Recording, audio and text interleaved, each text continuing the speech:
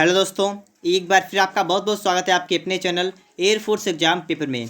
दोस्तों, आज की इस वीडियो में हम लोग सॉल्व करेंगे एयरफोर्स बायो ग्रुप के लिए रीजनिंग के टेस्ट को, जिसमें आपके लिए 10 इंपॉर्टेंट क्वेश्चन रखे गए हैं और आप लोग कमेंट बॉक्स में बताइएगा कि आज आपने कितना स्कोर किया है। और दोस्तों, अगर आपको इसकी PDF चाहिए तो इसकी PDF आपको टेलीग्राम पर मिल जाएगी, उसका लिंक आपको डिस्क्रिप्शन बॉक्स में दे दिया है। अगर दोस्तों आप इस चैनल पर नए हैं तो चैनल को सब्सक्राइब करके बेल आइकन को भी प्रेस कर लीजिएगा।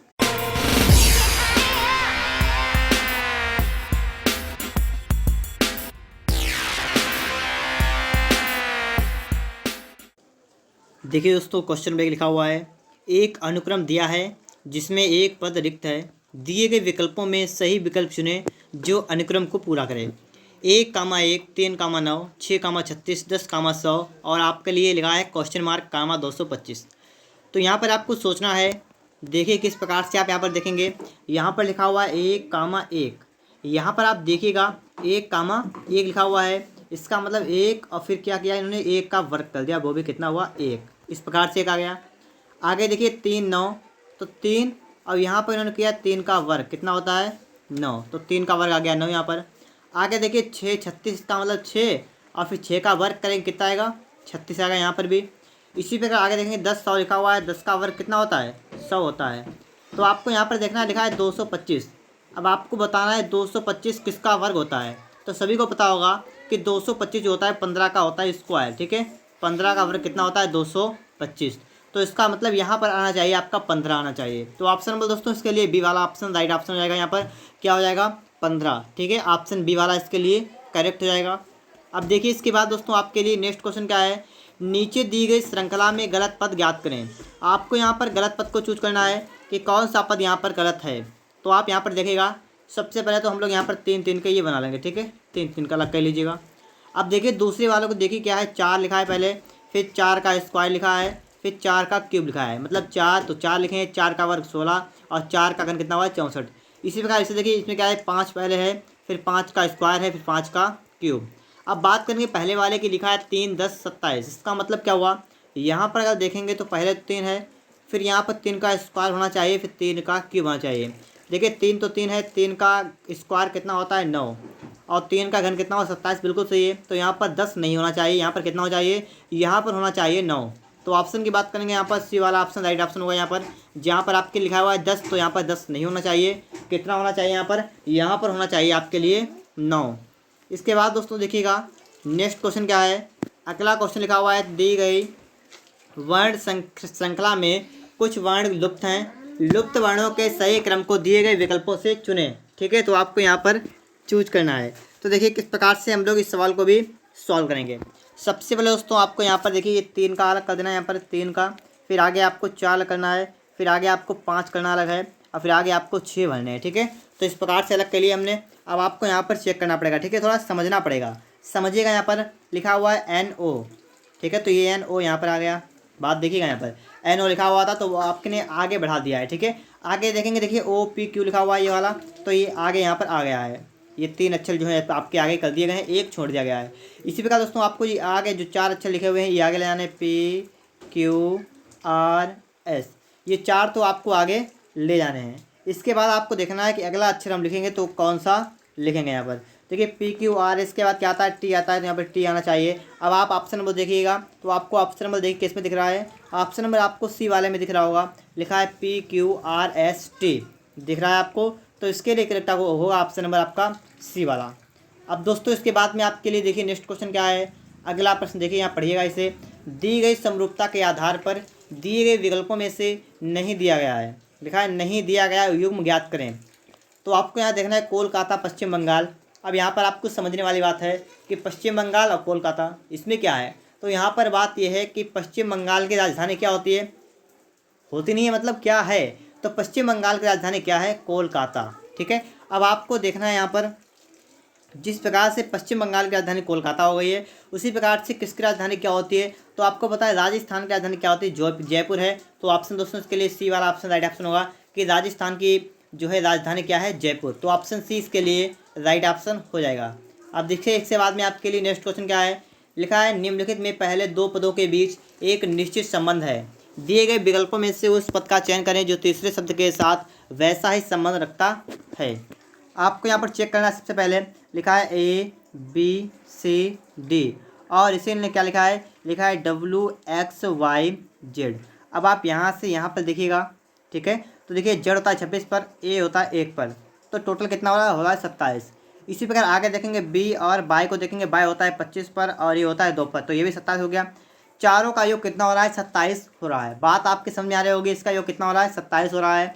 इसी प्रकार हम इसे देखेंगे, लिखेंगे EFGH, ठीक है। अब इनका और इस प्रकार से होगा, ठीक है। और योग कितना होना चाहिए, इसका योग आपका होना चाहिए 27।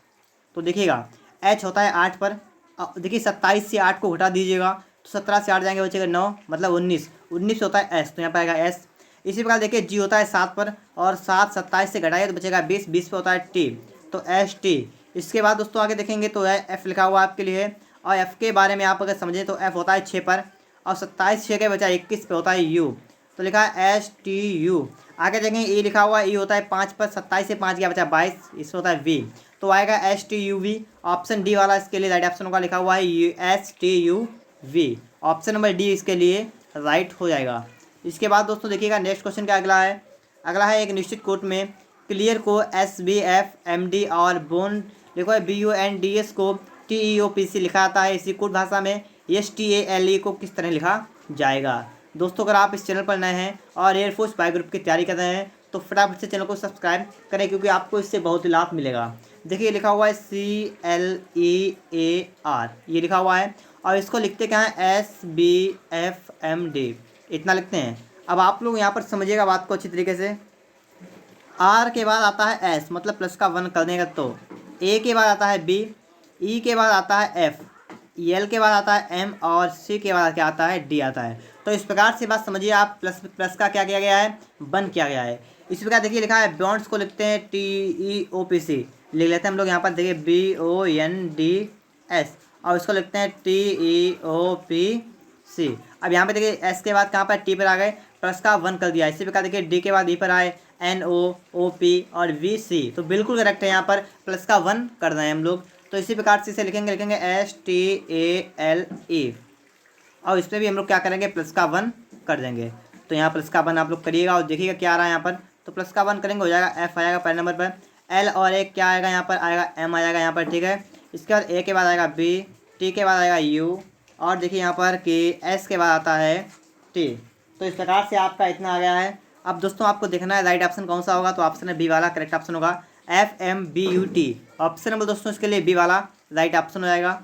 अब देखते हैं इसके बाद में आपके लिए नेक्स्ट क्वेश्चन क्या लिखा हुआ है। इस क्वेश्चन को भी आप लोग पढ़िएगा अपने आप। देखिए नेक्स्ट क्वेश्चन क्या लिखा हुआ है, नीचे दिए गए अंक एक निश्चित पैटर्न का पालन करते हैं, प्रश्न चिन्ह के स्थान पर आने वाले अंक के लिए सही विकल्प का चयन कीजिए। अब आपको यहाँ पर चेक करना है, देखिएगा 8 लिखा हुआ है, 10 लिखा हुआ है, 17 लिखा हुआ है, इसी प्रकार 11 क्वेश्चन मार्क 10 लिखा हुआ है और 16 11 8 लिखा हुआ है, ठीक है। इस प्रकार से आपको यहाँ पर लिखा हुआ है तो दिख रहा होगा। अब दोस्तों आप लोग यहाँ पर समझिएगा बात को अच्छी तरीके से, तभी आप इस सवाल को लगा पाएंगे। तो देखिएगा इन्होंने यहाँ पर क्या किया है, अगर हम इस वाली पंक्ति को देखें, इस वाली को स्तंभ को, ठीक है, पहले वाले दूसरे वाले को तीसरे वाले को, तो देखेंगे देखिए 8 + 11 और प्लस कर दें हम लोग यहाँ पर 16, तो आपका कितना आएगा यहाँ पर, देखिए 6 1 7 8 15 का 5 ऐसे लगा 1 3 35 आ गया है।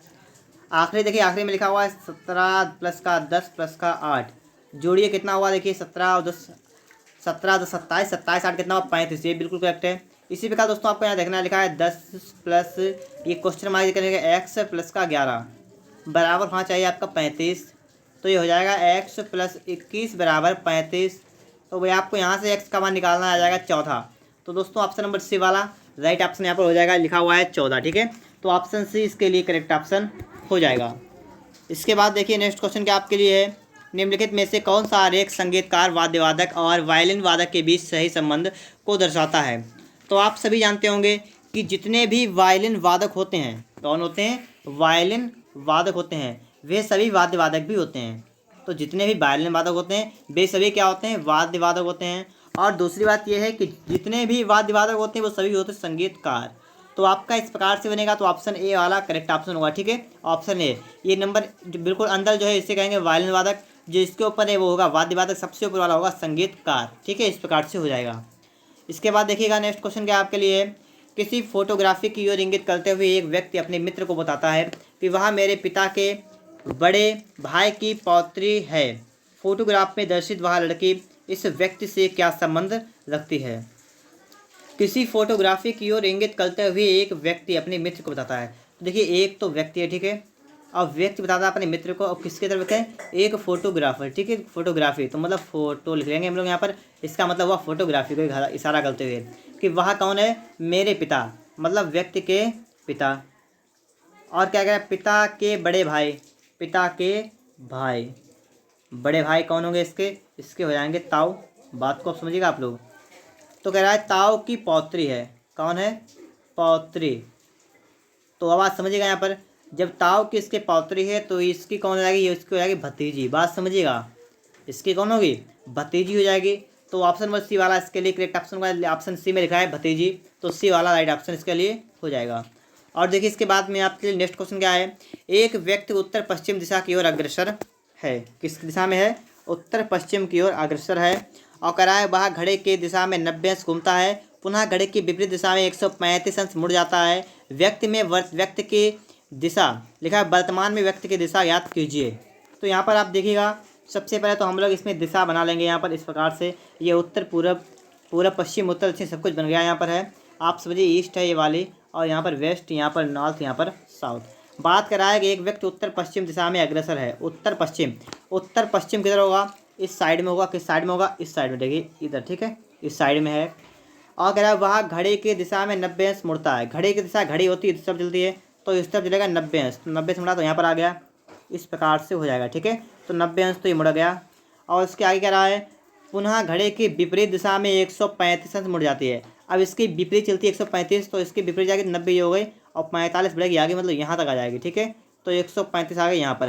अब पूछा गया वर्तमान में व्यक्ति की दिशा ज्ञात कीजिए, तो उसकी दिशा इधर, और इधर वाली दिशा होती है पश्चिम। तो ऑप्शन नंबर इसके लिए ए वाला ऑप्शन राइट ऑप्शन होगा इसके लिए, जहाँ पर लिखा हुआ है आपके लिए पश्चिम, ठीक है। तो ऑप्शन ए वाला राइट ऑप्शन इसके लिए हो जाएगा। दोस्तों अगर आपको वीडियो पसंद आया है तो फटाफट से वीडियो को लाइक कर दीजिएगा, और दोस्तों अगर आप चैनल पर नए हैं तो चैनल को सब्सक्राइब करके बेल आइकन को भी प्रेस कर लीजिएगा।